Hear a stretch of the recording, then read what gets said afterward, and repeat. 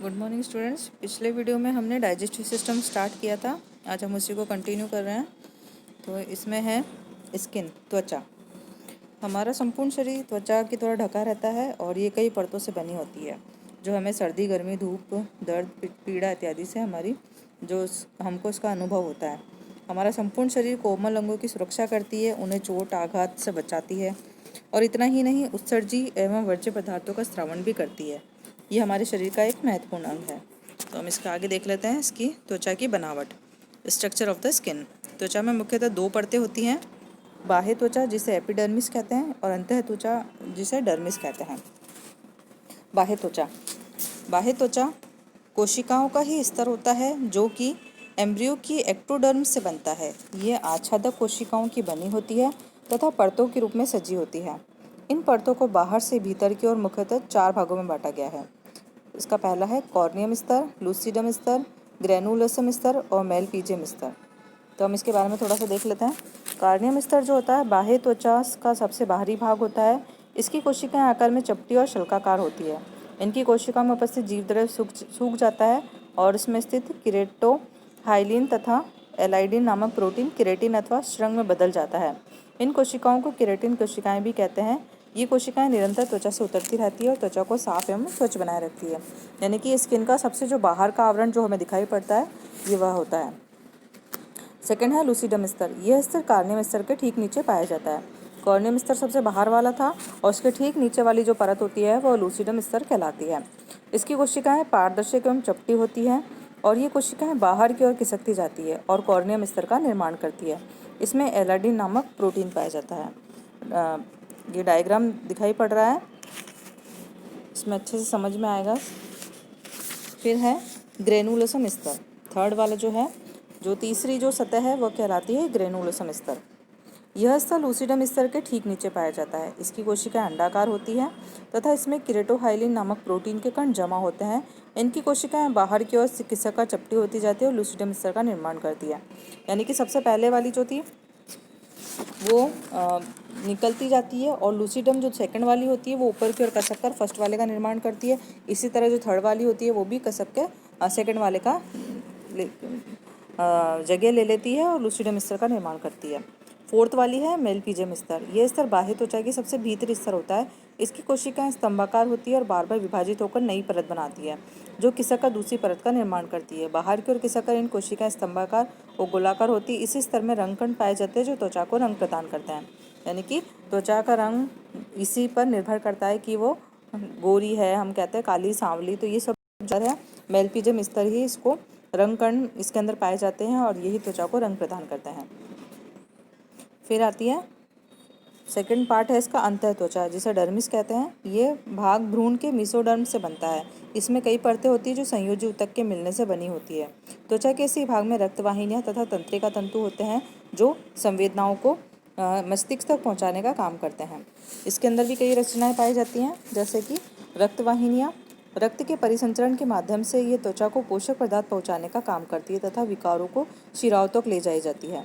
Second है मेलनाफोर कोशिकाएं। इसमें मेलानिन नामक वर्णक पाए जाते हैं जो त्वचा को रंग प्रदान करते हैं। इन्हीं की उपस्थिति के कारण त्वचा का रंग काला, गोरा अथवा सांवला होता है। फिर है इसमें इलास्टिन तंतु। ये त्वचा को टेक्सचर प्रदान करता है। टेक्सचर भी होता है ना, कई लोगों की सॉफ्ट होती है, कईयों की हार्ड होती है, खुरदरी होती है। तो ये इलास्टिन तंतु जो होते हैं वो त्वचा को ये टेक्सचर प्रदान करते हैं। फिर आती है श्वेत ग्रंथियाँ। इन ग्रंथियों के द्वारा पसीने को बाहर निकाला जाता है। फेस पे भी पसीना आता है, स्किन से जो पसीना निकलता है उसके लिए श्वेत ग्रंथियाँ जिम्मेदार होती है।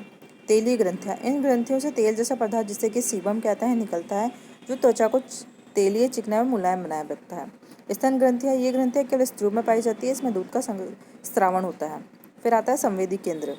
यह केंद्र स्पर्श ज्ञान का अनुभव कराते हैं। इसकी उपस्थिति में हमें गर्म, ठंडा, चुभन, तरंग, पीड़ा, चोट इत्यादि का अनुभव होता है।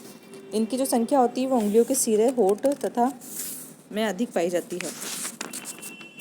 फिर आता है यह त्वचा की संरचना 2 प्रकार की होती है, बाह्य त्वचा और अंतः त्वचा। फिर हम देख लेते हैं इसका जो इम्पोर्टेंट है त्वचा के कार्य। इसका सबसे पहला काम है सुरक्षा प्रदान करना। त्वचा का जो मुख्य काम है वह शरीर के सभी कोमल अंगों को एक आवरण प्रदान करता है। ये शरीर के सभी अंगों को बाहरी चोट, धक्के, रगड़, गर्मी, ठंड से सुरक्षा प्रदान करता है। साथ ही ये बैक्टीरिया, फफूंद, विषाणु एवं अन्य हानिकारक पदार्थ जो होते हैं उनको भी शरीर के अंदर जाने से रोकता है। सेकंड आता है इसमें ताप नियंत्रण।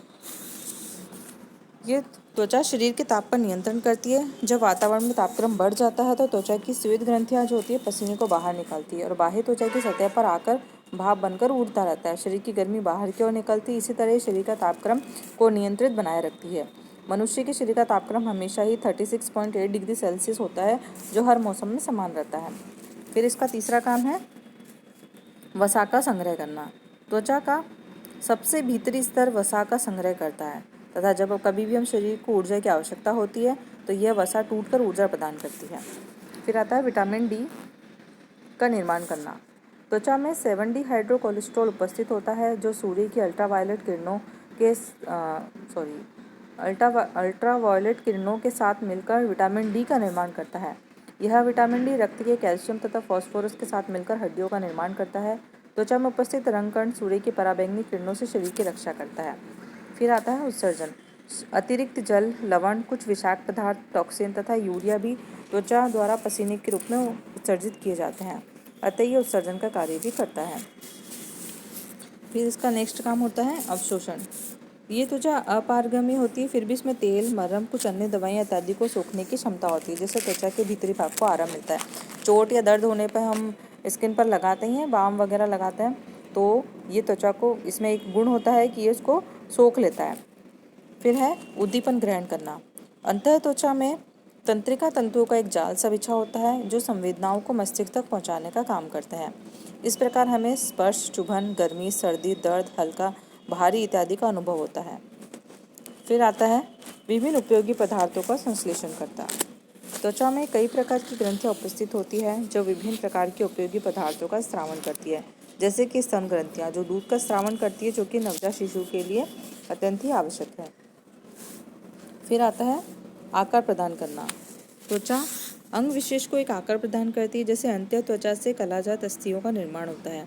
इसी तरह दांतों की रचना अंत्य त्वचा के कोशिकाओं के विभेदन से होती है। तो ये है इसके त्वचा के प्रमुख कार्य। आगे एक टेबल फॉर्म में भी इसको दे रखा है जिसको समझने में आसानी होगी। जैसे कि त्वचा के कार्य हैं भंडारण, ये वसा, जल, लवण और ग्लूकोज का भंडारण यानी कि स्टोर करता है। निदानजन्य लक्षणों का प्रदर्शन, गैसों का विनिमय, ताप नियंत्रण, हमारे शरीर के तापमान को संतुलित बनाए रखता है। रक्षात्मक, ये कोमल अंगों, मांसपेशियों, रक्तवाहिनियों को सुरक्षित रखता है। संवेदनाओं को ग्रहण करना, हमें स्पर्श से पता चल जाता है ठंडा है, गर्म है, चुभता है कोई चीज़ तो एकदम से हमको तुरंत मालूम चलता है। इसके अलावा ये अवशोषण का काम करते हैं, उत्सर्जन काम करते हैं, स्त्रावन का काम करते हैं, वाटर बैलेंस को भी बनाए रखते हैं, साथ ही एसिड बेस यानी कि अम्ल और क्षार का संतुलन भी बनाए रखते हैं। और इसके कुछ रासायनिक कार्य भी होते हैं, जैसे कि एक्स ऑर्गेस्टूरल से विटामिन का निर्माण करना। तो यह है त्वचा की संरचना और त्वचा के कार्य। धन्यवाद।